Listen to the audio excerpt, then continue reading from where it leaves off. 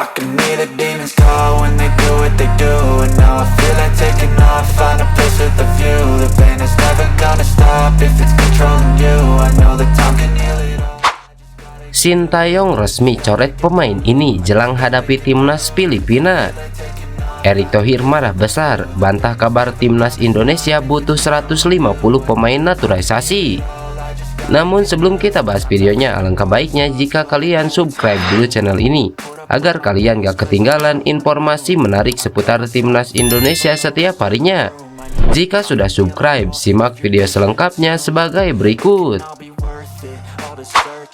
Kabar buruk menghantam timnas Indonesia menjelang laga lanjutan kualifikasi Piala Dunia 2026 melawan timnas Filipina pada Selasa 21 November 2023. Salah satu pemain kunci Dimas Derajat dipastikan dicoret Sintayong setelah mengalami cedera pada laga pertama grup F melawan timnas Irak pada 16 November 2023. Dimas Derajat yang tampil sebagai starter pada laga itu, namun dia terpaksa ditarik keluar pada menit ke-39 setelah mengalami cedera. Sintayong mempercayakan Rafael Struijk menjadi penggantinya, namun timnas Indonesia harus mengakui keunggulan Irak dengan skor telak 1-5. Kondisi cedera Dimas Derajat masih menjadi tanda tanya besar bagi timnas Indonesia. Untuk mengetahui lebih lanjut mengalami cedera tersebut, pihak medis akan melakukan pemeriksaan menggunakan metode MRI. Pemeriksaan ini dijadwalkan akan dilaksanakan pada hari Minggu 19 November 2023 di Filipina. Meski demikian, absennya Dimas Derajat tidak membuat pelatih timnas Indonesia Sintayong terlalu khawatir. Pasalnya skuad Garuda masih memiliki opsi lain di lini depan. Sintayong membawa 4 striker lainnya, yakni Rafael Struijk, Dendi Sulistiawan, Hoki Caraka, dan Ramadan Sananta yang siap mengisi posisi tersebut. Meski begitu, tantangan besar menanti timnas Indonesia saat mereka bersiap menghadapi tuan rumah Filipina dalam matchday kedua grup F kualifikasi Piala Dunia 2026. Pertandingan ini akan berlangsung di Rizal Memorial Stadium. Kemenangan adalah wajib bagi timnas Indonesia untuk menjaga peluang mereka di grup F, terutama setelah terdampar di dasar klasemen sementara dengan nihil poin dari satu pertandingan. Skuad Garuda yang berkekuatan 25 pemain termasuk Egy Maulana Fikri dan Edo Febriansah akan berusaha memberikan performa terbaik untuk mengatasi cedera yang menimpa Dimas Derajat dan meraih kemenangan yang sangat dibutuhkan. Erick Thohir marah besar, bantah kabar timnas Indonesia butuh 150 pemain naturalisasi. Ketua Umum PSSI Erick Thohir menyayangkan kabar yang beredar di media sosial. Kabar tersebut berkaitan dengan jumlah pemain naturalisasi yang dibutuhkan timnas Indonesia. Erick mengatakan bahwa telah beredar di media sosial bahwa timnas Indonesia butuh 150 pemain naturalisasi untuk bersaing di panggung dunia. Ia menegaskan bahwa itu berita tidak benar. Satu hal yang jelas, unggahan soal 150 pemain dinaturalisasi adalah sebuah berita bohong, fitnah yang tidak masuk akal.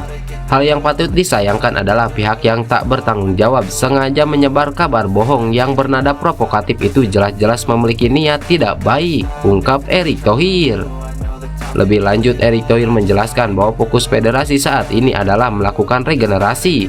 Regenerasi pemain dilakukan dengan pembinaan yang berjenjang. Fokus PSSI saat ini adalah membentuk lapisan tim mulai dari kelompok usia U14, U16, U17, U20, U23 dan senior. Persiapan ini dilakukan agar timnas selalu memiliki stok pemain untuk berlaga di kompetisi. Terkait naturalisasi, Erick mengatakan bahwa proses tersebut dilakukan hanya untuk pemain yang memiliki darah Indonesia. Proses naturalisasi juga tidak dilakukan secara sembarangan. Ada standar yang dimiliki PSSI yang harus dipenuhi pemain naturalisasi untuk memperkuat timnas Indonesia. Memang saat ini ada beberapa pemain naturalisasi yang memiliki darah Indonesia dari orang tua atau keluarganya. Jelas, jika memenuhi syarat menjadi WNI, mereka memiliki hak yang sama dengan WNI lain untuk memperkuat timnas. Buktinya, banyak pemain luar yang berminat pun tidak bisa memperkuat timnas jika memang tidak sesuai standar dan prosedur yang ada.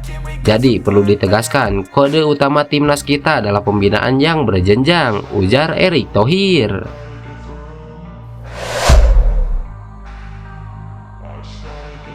Jelang hadapi timnas Indonesia, pelatih Filipina minta bantuan ini demi kalahkan timnas Indonesia. Jelang menghadapi timnas Indonesia, pelatih timnas Filipina Michael Wiss meminta bantuan dan dukungan penuh dari supporter. Filipina sebenarnya sudah mendapatkan dukungan semacam itu ketika menghadapi Vietnam. The Ajkal menghadapi Vietnam di laga pertama mereka pada kualifikasi Piala Dunia 2026 zona Asia. Sebanyak 10.378 fans tercatat hadir di Rizal Memorial Stadium. Jumlah itu sesuai dengan harapan dari kampanye PSSI-nya Filipina untuk menghadirkan 10.000 penonton. Walaupun sayangnya The Ajkal harus tumbang 0-2 dari Vietnam di matchday pertamanya. Kampanye tersebut masih akan terus berlangsung. West pun berharap supporter The Ajkal kembali memadati stadion di laga kontra timnas Indonesia seperti layaknya pada saat menjamu Vietnam. Saya hanya bisa berharap mereka supporter juga mendukung kami dengan cara yang sama saat melawan Indonesia, kata Michael Wiss. Seperti diketahui, The Ajkal akan menantang timnas Indonesia pada matchday kedua grup F. Pertandingan tersebut dijadwalkan berlangsung di Rizal Memorial Stadium Manila pada Selasa 21 November 2023 pukul 18.00 waktu Indonesia Barat. Pertandingan ini menjadi laga penting bagi kedua kubu untuk meraih kemenangan, mengingat timnas Indonesia juga menelan kekalahan di matchday pertama saat melawat ke markas Irak dengan skor 1-5. Saat ini timnas Indonesia berada di dasar klasemen grup F, sedangkan Filipina di posisi ketiga. Oleh karena itu, kemenangan menjadi hasil penting untuk mendongkrak posisi mereka di papan klasemen grup F.